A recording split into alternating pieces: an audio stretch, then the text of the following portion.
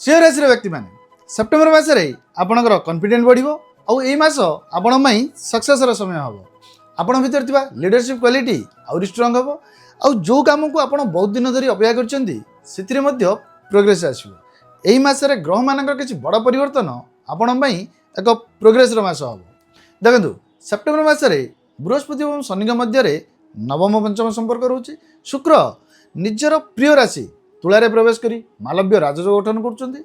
आपण राशि स्वामी सूर्यदेव निज राशि सिंह मासर मध्यभाग पर्यंत रे। तेणु ओवरऑल कैरियर रे आगू बढ़िवार अपॉर्चुनिटी मिलिबो। कॉम्पिटिटिव एग्जाम पई मध्य एही समय भल रहिबो। बिजनेस करथुवा लोकन पई नुआ ग्रोथ रो सुयोग मिलिबो आउ इनकम रो नुआ सोर्स मध्य खोलिबार समय। एही मासरे हेल्थ भल रहिबो। एनर्जी एवं इंथुजियाजम लेवल हाई रहिबो। आपणकर कॉन्फिडेंस लेवल मध्य बढ़िबो। लव एवं रिलेशनशिप रे मध्य भल अंडरस्टैंडिंग एवं बॉन्डिंग बढ़िबो। किंतु मन रखंतु राहु केतुंकर प्रभाव रु कोनोसी भ्रम किंबा द्वंद्वरु दूरेई रुहंतु।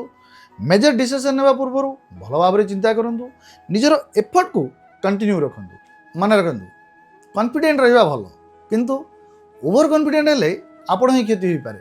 एणु एही समय रे ओवर कॉन्फिडेंट रु संपूर्ण दूरेई रुहंतु। मन रखंतु आपणकर सबुठु बड़ स्ट्रेंथ होची आत्मविश्वास।